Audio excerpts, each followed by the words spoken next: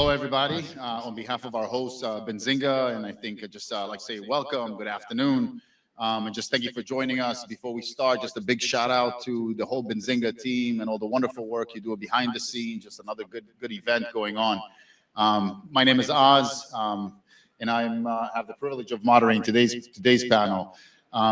Properly titled Dealmaking in Fintech, What to Expect in 2026. I think way of background, my full name is Asael Meir, and I lead Cohen-Resnick's national technology practice. For you who don't know, Cohen-Resnick is a top-tiered, nationally recognized accounting, tax, and advisory firm, but you didn't come to hear about this. So without further ado, I'm thrilled to spend the time to talk to you guys, and I'll do a terrible job trying to do it myself. So maybe Roshan, you give us a quick introduction, name, FT Partners, and maybe something exciting that happened or looking to be exciting in 2026. Well, thank you, Austin. It's a pleasure to be here with everyone. My name is Roshan Punjabi, Managing Director at FT Partners, the largest investment bank focused on capital raising and sell-side M&A for fintech companies globally.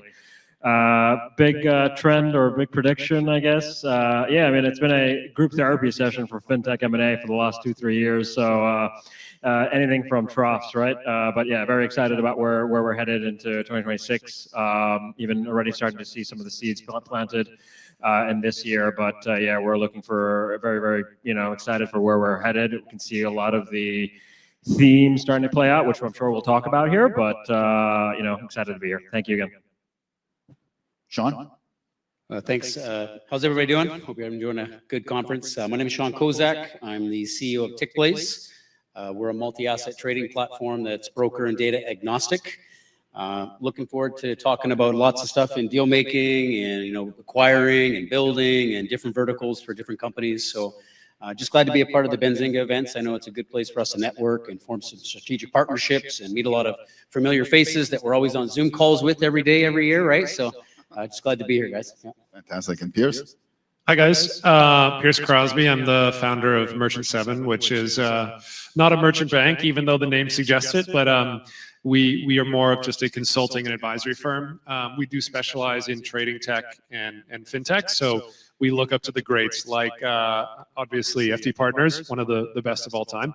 But we focus much more on early stage technology, not growth tech, so we're definitely not financing $100 million deals, $1 billion deals. We're doing like $1 to $2 million investment rounds and things like that. So excited.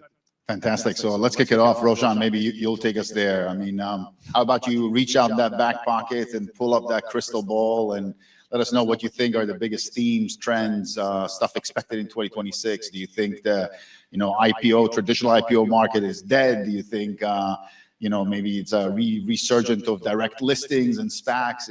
What are you thinking about? There's a lot there to unpack. What I would say is, if we just talk about the themes that we'll start to see play out, and we've seen some of it already, second half of this year. One of the big themes is convergence of DeFi and TradFi. That is really playing out. I mean, I think capital markets and trading were one of the first sort of major fintech verticals to see that trend, and that's been going on for a few years. But now you're starting to see it in other parts, right? We saw it with the Genius Act, sort of the payments and stable coins starting to play in. You're starting to see it in Treasury. Ripple just buying G Treasury, which is a traditional 20-plus-year-old Treasury platform, to now drive usage of XRP and adoption of XRP. We're seeing it in various aspects. Right now, you're seeing, Figure just went public on a lending and HELOC story, but they're not stopping at HELOCs. They're going to be broadening up from there. So the convergence of DeFi and TradFi is real. And I think it's driven by a few things, right? There's a regulatory environment that is clearly favorable for them right now.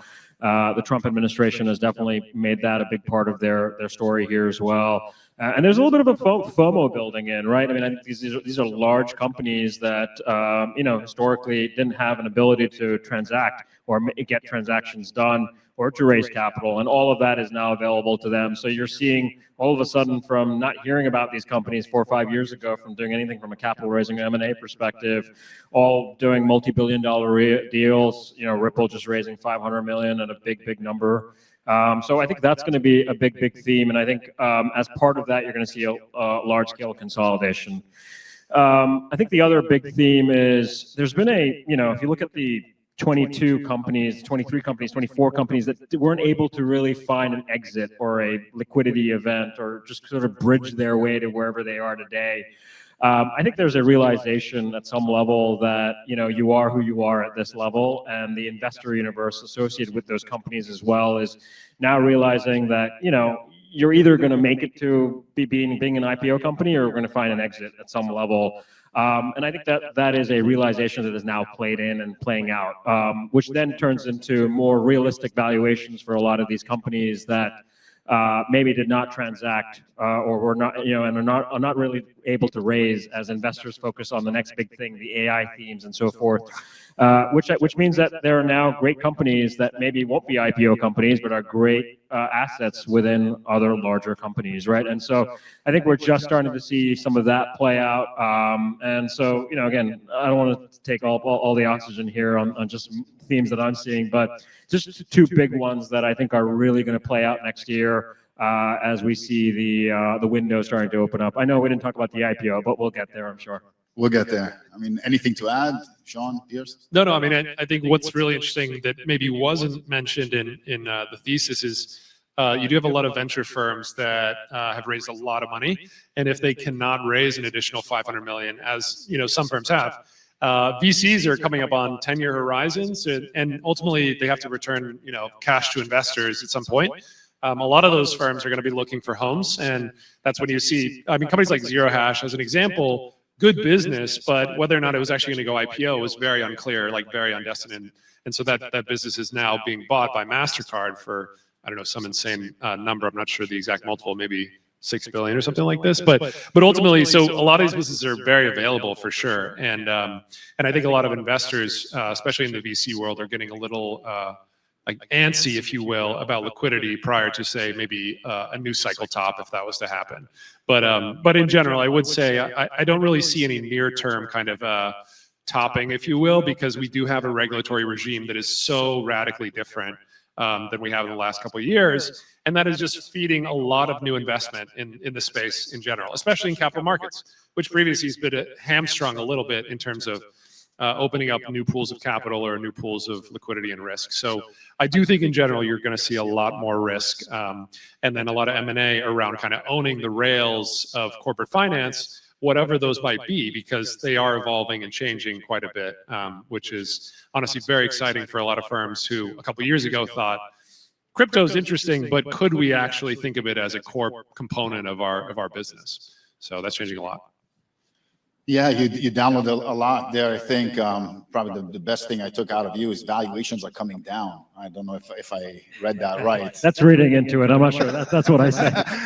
But I think there's a little more realism around some of maybe the prior rounds that have been raised. I mean, we all saw 2020, 2021 being just these big numbers for companies that have spent the last 3 years growing into those valuations, right? So maybe they'll trade at those valuations that they had gotten several years ago. Some companies may actually exceed that and go public, but I think there's realism now, much more at everyone in the table here, right? Which I think we sort of forgot about for a little while.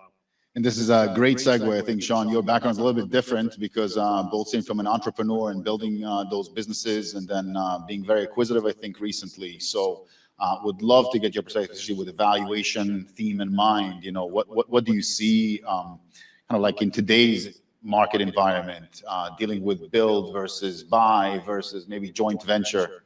Yeah, great question, great segue. So, to Pierce and Rashawn's topics, with conversations I have with my investors, they always ask, is an IPO on the horizon, or do you see that in your landscape in the next 5 years or so? And the reality is, I always say, not really, because honestly, less than 8 to 10% of all companies go public, right? So that build out is very, very different depending on the roadmap of the company. And so for myself, being, a bootstrapped organization, we focused on acquiring versus just building. Like, we did build a lot, right? And that gives us the perspective to have that, ability to communicate from that side of the fence. But we were very aggressive with our roadmap, right? And that means, going out and raising capital, because it really is about speed of execution and being able to deliver on revenue versus building and burning and trying to figure out minimum viable product versus taking over strategic acquisitions and then positioning you for immediate revenue growth, which is much more what investors really care about. right? So for us, you know, it really boils down to more of a, you know, which one should we build versus which one should we look to acquire? And then investors are really open to putting capital behind those types of discussions, right? So, and then it really just becomes a discussion around valuation, right? And I mean, I can definitely talk on that, but it just depends on what you want to do. I'd love to get your perspective a little bit on it, yeah. Well, I mean, for us, when we value companies, I mean, you could go to a banker or you could go to an accountant and they're going to tell you a different story completely, right? We don't really care so much about the earnings versus EBITDA conversation, right? For us, it's more about IP valuations. We're not really acquiring companies, we're acquiring assets. And the reason we do this is because we're on the fintech side, trading capital side. And, you know, to build a very big trading platform, you're looking at 3 to 5 years of development, 30 to 40 programmers. You're looking to 10, 20, 30 million at best to do something major. And it's not just on IP, it's more on resources and human capital. So for us, what we did was we looked to reverse engineer the time it took for those organizations to build what they have at the time of acquisition, put a value to that, and then we look at cost of reproduction. Like, what would it cost for us to reproduce that, and how valuable is that to us? And then the next question becomes is how much can we put our systems into that IP, which basically gives us more of a tangible value on how fast can we get it to revenue. So then what we do is do we have financials? Do you have any use cases? Do you have any companies we can integrate with? And that just stacks on that levers. But normally it's about building that foundation around IP valuation first and then seeing how we can climb the ladder. And it's been good for us. I mean, you know, we've done, you know, 2 large acquisitions in the last 3 years, and we just were at the tail end of a 3rd small one, which is more user-centric. But it's gotten us, you know, 5 years faster than we would have done if we were just to build it. And I'm going to go back to that speed to market. And Pierce, I have some very specific question, I guess, from, you know, any thoughts first? No. I mean, I think that's a good statement. You know, in my previous role, as some people know, I worked at TradingView, which is not acquisitive by design. And so it's kind of the antithesis of the statement, but it is relatively true that, you know, TradingView is not the average. And so in most cases, you have to buy in order to get ahead of whatever trend that is occurring in the market, because most teams, if not 99% of teams, do not have the capability to, one, see what's going to happen and then be able to build ahead of that trend.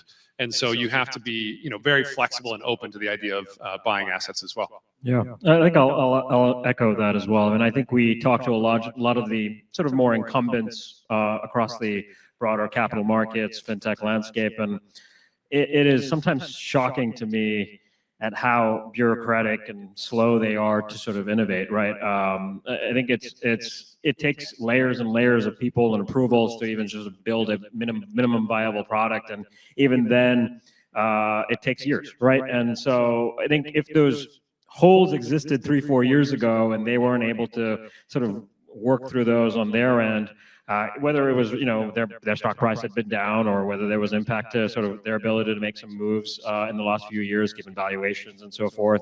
That gap has just gotten larger and larger now, right? And they actually have this growing need to be able to compete, especially in this era where, you know, startups can scale very, very quickly now with AI, right? And can really be disruptive.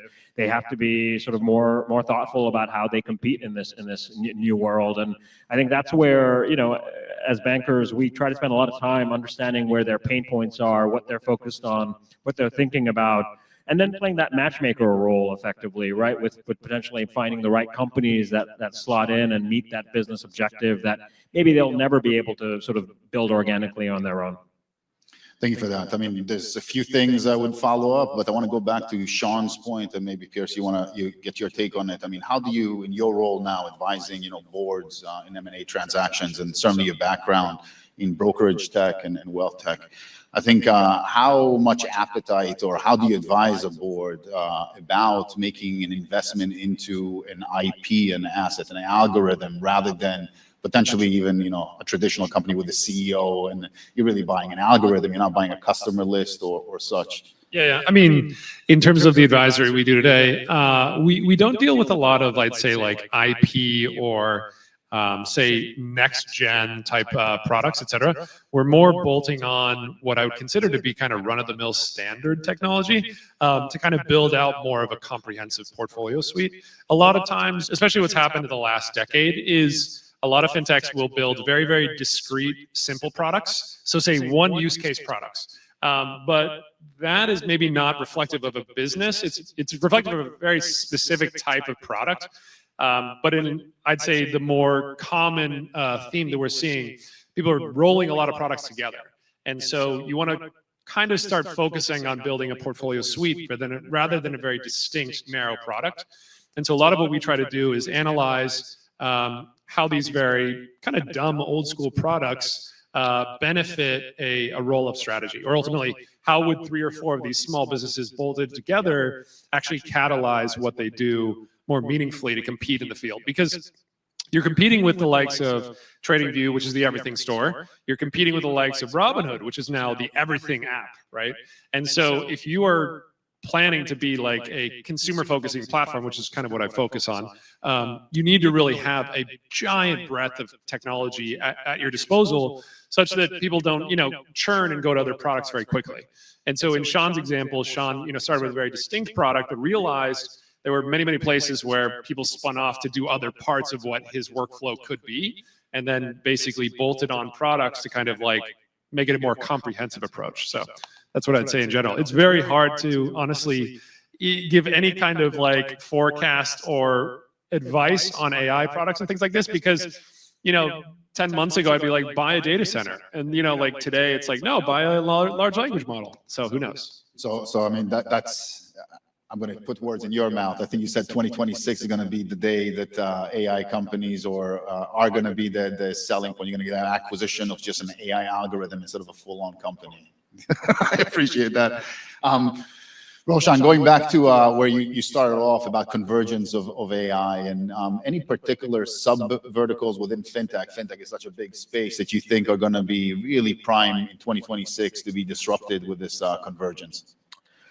I think it's pervasive everywhere, to be honest. I think, if I think about financial services broadly, it's such an archaic, it's run in such an archaic manner still. I think it's how much paper is still being used, how much checking is still happening, manual checking, and how much labor is still involved.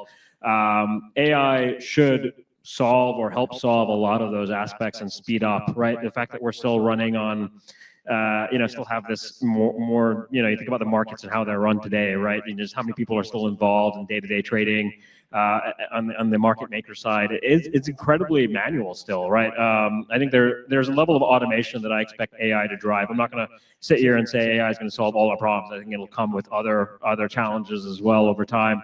But at the same time, I think automation is number one, first and foremost, just as we think about, how do we scale what we're building, what we've built, but just do it faster, quicker, and more cost effective. That's probably how I think about financial services being, benefiting from the AI theme more broadly. Wonderful. Maybe sticking on that theme of speed to market. I know, Sean, we talked about it. I mean, when you're thinking about, the build versus buy, do you think, the next disruptor, the big unicorn is going to be a natural AI startup, or it's going to be some legacy incumbent that is able to kind of layer out intelligent layers on top of their tech? Sure, but I think the more intelligent question first should be, which one is going to be here when AI infrastructure changes something in their business and doesn't wipe out the company that you just spent the year building? Because you could build something in AI now, and then all of a sudden, 6 months from now, it changes because the core infrastructure that you build it on is completely obsolete. So one of the things that we talk about in building out our next round, so to speak, is having an AI division. And that AI division is looking at specific use cases for each vertical that we serve, because what's good for retail is not necessarily good for B2B. And different verticals that we serve, we need to look at what is going to be the most stickiness use of that AI.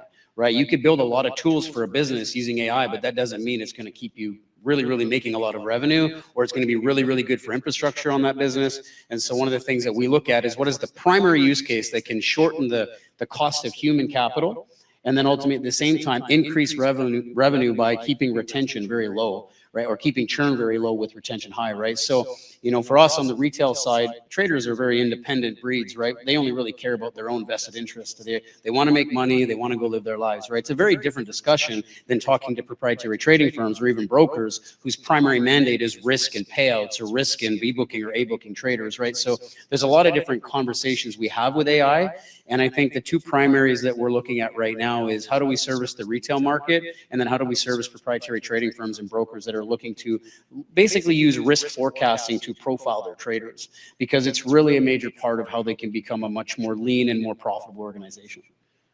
Anything to add, Pierce Roja? I'll twist it a little bit then. Good. All right. I mean, when you're thinking about your experience specifically in wealth tech and brokerage tech, if 2026 is going to be the year where AI outperforms human performance, what do you think is the ripple effects throughout that space? Oh, time to retire. If AI is literally ready to outsource my trading strategy, I'm so ready for that. I mean, like, honestly, it sounds fantastic. I mean, I think what's really interesting is that AI in finance has been around way before it became consumer trend.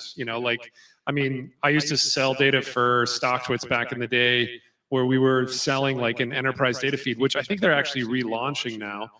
They kind of decommissioned it for a while, but we would sell social media data into Rentech or Two Sigma or Millennium, like it was hotcakes, and they were using advanced natural language on top of that. And this is when I was a child, like 10 years ago. So like in a way, like I don't think that AI is going to be the silver bullet in 2026. I think it'll definitely change multiples, which is going to be a huge thing, because people imagine that if you have a ton of AI, well, obviously your consumer TAM is going to be enormous versus what you have today.